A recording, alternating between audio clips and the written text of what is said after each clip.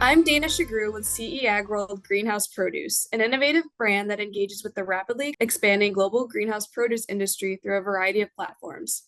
Our mission is to educate and connect greenhouse produce growers and industry allies to help them better understand and sustainably advance the global food industry. On this episode of CE Ag Talks, I'll be speaking with Dr. Nadia Sabeh, president and founder of Dr. Greenhouse, an engineering system that specializes in the facility design of HVAC systems for indoor farms and greenhouses. As a mechanical and agricultural engineer, Nadia helps growers create optimal growing conditions for their greenhouses, container farms, and vertical farms. Nadia, welcome back to CE Ag Talks, and we're excited you'll be joining us at the CE Ag World Conference and Expo next month. Thank you, Deanna, so much for having me. I'm super excited to talk about optimizing the climate and energy use for indoor farms and greenhouses. Can you tell our viewers how you plan to, or how Dr. Greenhouse can optimize greenhouses and indoor farms, or any initiatives that you have going on for that? Yeah, thank you. Thank you for letting me do that plug. So, at Dr. Greenhouse, we really specialize in HVAC and climate management.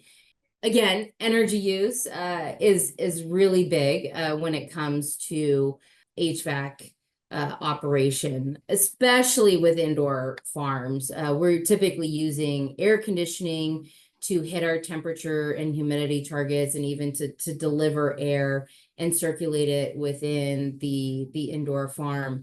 And it's really energy intensive to remove the humidity that the plants generate through evapotranspiration. It's not really the cooling energy, especially when we're in vertical farms and we have LED lights, which aren't generating a lot of heat, but they're still, right, being used to grow plants. And those plants are still transpiring. They're still evaporating that water into the air.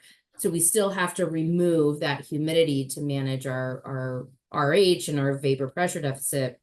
And so, finding ways to reduce the energy use for dehumidification, I think, is really key to increasing the viability, the economic viability and feasibility of growing indoors.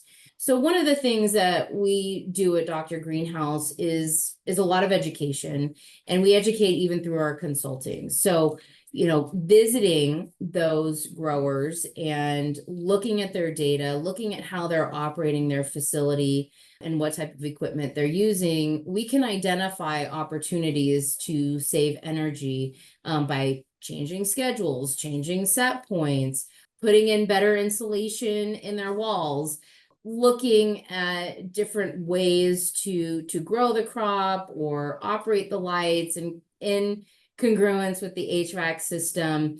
Again, there's lots of variables. So if you change one variable, it might not have a big impact on the plants, but it could have a big impact on how your HVAC system operates.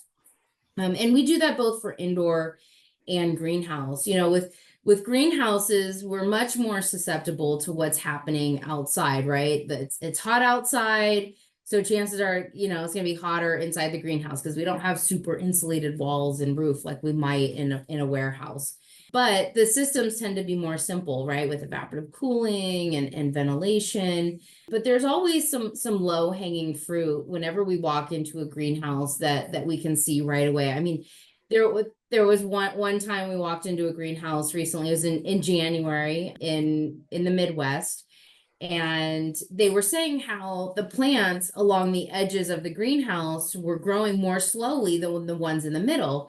And so they were thinking, well, the light, right? Talking about spillage of light and light utilization. They're like, well, the light's closest to the wall, right? Like we don't have them directly over the plants. And so we're losing, the plants on the edges aren't getting as much light. And so we think that's why they're growing more slowly. And I'm like, well, that makes perfect sense. But, as we're walking through the facility and walking along the side wall, I'm like, it is so cold over here. What is going on? And so I look down at the wall, and there's a giant hole. I'm not kidding, like this big of a hole, because that's where they're going to put a vent, and they didn't have it closed. And it was January. It was literally like 20 degrees outside. And so we got like the thermometer and like measured along the wall, and it was like 60 degrees. And then you measure in the middle of the greenhouse and it was, 80 degrees. And I'm like, okay, maybe light is one of the issues, but I'm gonna guess that this cold temperature is also a contributing factor. And I don't think we even left that day. I think before we even left that day, they had already patched that hole up. They'd sealed that hole up. So a lot of times there's just like simple things. And because growers are walking through these facilities every day, right, they become blind to some of the things that can be obvious to someone walking in for the first time. Of course, there are always bigger fish to fry potentially, right, in terms of controlling the climate and doing it efficiently. But it's always fun to find the simple things and make an impact right away. Going along those same lines, I know you mentioned earlier that, as we all know, energy is a huge cost in CEA. Do you have any tips, what big or small, that growers could use to help cut down on energy costs? Oh, I like that question. Yes, I would say first off, look at your set points.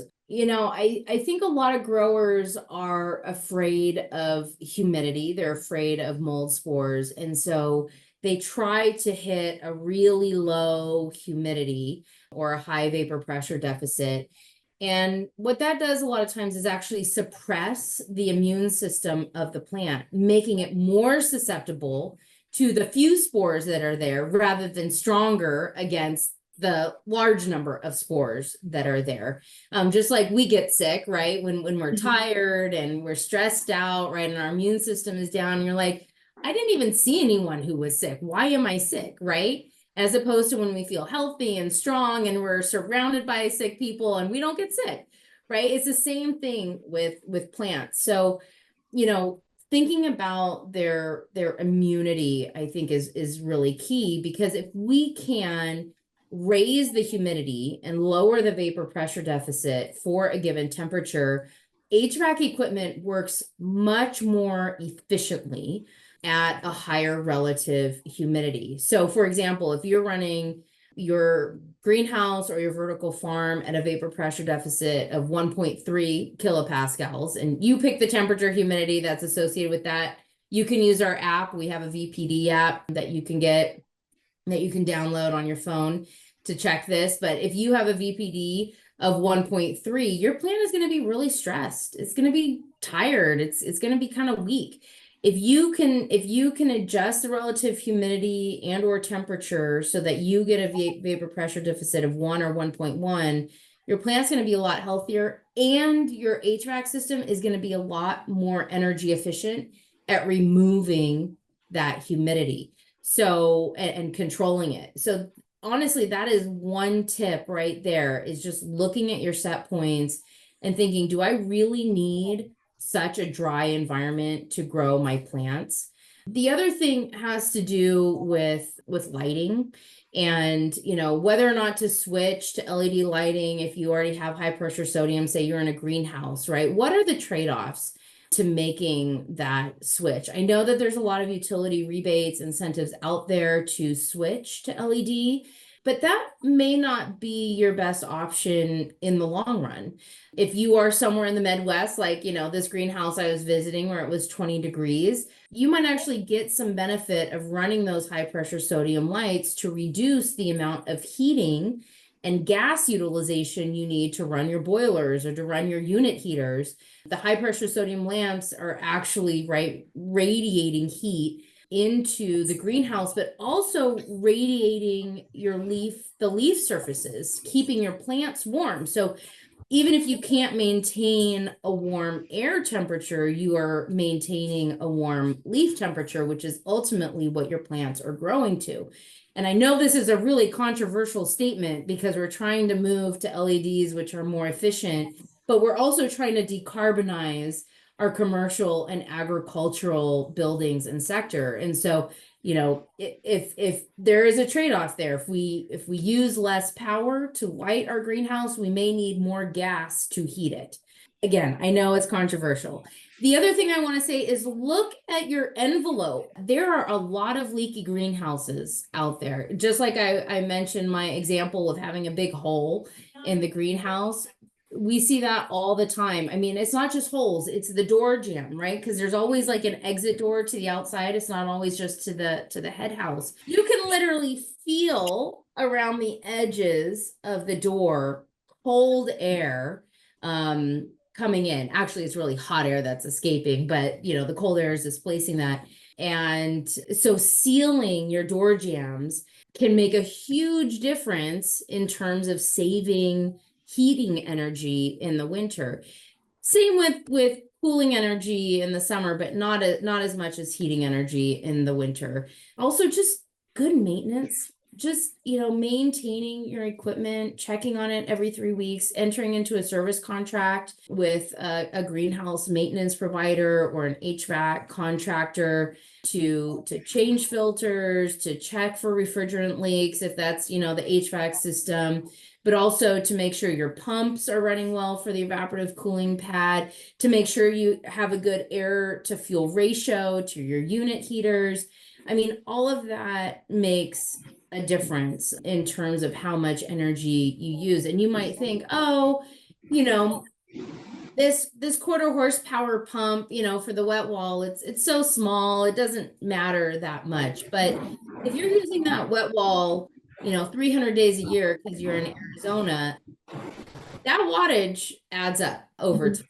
Could be the difference between being in the black and being in the red. I mean, even something that insignificant. Same with your fans. Just make sure that they're well oiled, make sure that the belts are tight, make sure that the louvers, you know, close shut when the fans aren't running. I mean, yeah, even just how we distribute air, you know, are we getting good mixing? A lot of times people just put in a bunch of fans and are just blowing air kind of randomly at the plants. And that actually can disrupt the climate management that we're trying to achieve rather than enhancing it. And so, you know, hiring someone like us to come in and, you know, just do an assessment of how you're using your equipment. If you have holes in the wall, I mean, I feel like that's something people could probably do on their own and just start walking around like, hey, you know, I can see air, I can see skylight right through that, you know, connection point. Maybe we should like caulk that or do something to seal that spot. I mean, there's a lot of things, and every time we walk into an operating facility, you know, there are some things that are always the same, and there's some things that are always different, and you never know what we never know what we're going to see when we walk into a facility. What are 3 things CEA growers can do to optimize conditions in their operations? So if you are in a greenhouse, the very first thing I look for and recommend is a shade screen. And depending on your climate, a thermal curtain. But for me, a shade screen is really key because no matter where you are, there is a time of day, a period of the day when you get more sun or your plants receive more sun than you need. And whether it's lettuce or tomatoes, your plants can get heat stress because it's too hot and too sunny. And the heat comes from the solar heat gain, right? I mean, that's the sun is generating a lot of heat, and that, you know, and we bring it into the greenhouse, create the greenhouse effect, and now we're asking an evaporative cooling system or a ventilation system or an air conditioner to remove that heat, right? To remove that greenhouse effect. But by having a shade screen, whether it's 30% or 50% or 70%, blocks out so much of that solar radiation that we reduce not just the amount of light, but the amount of heat that is generated in that greenhouse, making it easier to control the temperature and the humidity from end to end. So even if you have a wet wall, right, a pad and fan system, wet wall, and then fans on the other end, by having shading, whether it, you know, and it can be, you know, the white surface coating, you know, painted on the surface of your greenhouse, or it can be a retractable shade screen. Honestly, I don't care which it is, by having that, you really even the distribution of temperature and humidity from end to end. So that's one of the other benefits, is that you won't see that big temperature gradient from end to end, even with the pad and fan system. You know, the whitewash system, you have to reapply a couple of times a year and you don't have control. You're always going to reduce the amount of light that comes into the greenhouse. So if you can afford a retractable shade system, you know, that would be my first recommendation. Whether it's a greenhouse or an indoor farm, I am a big fan of HAF fans. And HAF fans rotating in a circular racetrack pattern above the canopy. We are seeing a lot of variations, whether it's oscillating fans on walls or attached to columns, or vertical airflow fans that are maybe mixing air from the bottom but aren't really creating much airflow down into the canopy. You know, when it comes right down to it, the traditional HAF fan system works really well. It works really well at mixing the air, you know, from the heating system. You might have unit heaters at two ends, and you know those HAF fans help to circulate that heat throughout. But also in the summer, it also, people don't realize that, you know, when fans are blowing, right? That's what we think of with a fan, is that it's blowing air, but it also has to suck air. And usually it's kind of sucking air from below. And so it actually is helping to pull air up through the canopy and then blowing over the top of it. And we really care the most about the top of the canopy because that's where the plant is growing, you know, and if you're pruning your plants well, then you shouldn't have to worry so much about trying to, you know, push air down through the canopy. With lettuce, it's a little bit different. We know that there are benefits to blowing air directly into the lettuce head. So even just having ceiling fans spaced strategically apart to blow air down into the center of that lettuce plant works really well. And you might not need as much air conditioning or cooling because you're getting the draftiness of those fans blowing down into the plant and encouraging good evapotranspiration. So that can be an energy savings on the cooling side because you're relying more on fans to do the work than cooling itself. And then I think the third tip kind of goes back to what I was talking about before, which is set points and just reevaluating what your set points are, and are you within the recommended range of conditions. So I would say I would start with those three. Yeah. Awesome. Well, Nadia, thank you again for taking the time to speak with me for CE Ag Talks, and I'm sure we'll talk again soon. Yeah, well, thank you so much, Dana, for having me. I really love it, talking about optimizing the climate and the conditions in an indoor farm and greenhouses. And I'm sure I'm going to get off of this interview and think of, you know, 5 other things that I should have said to help growers optimize energy use and their conditions. But we can talk about those next time. Yes, for sure.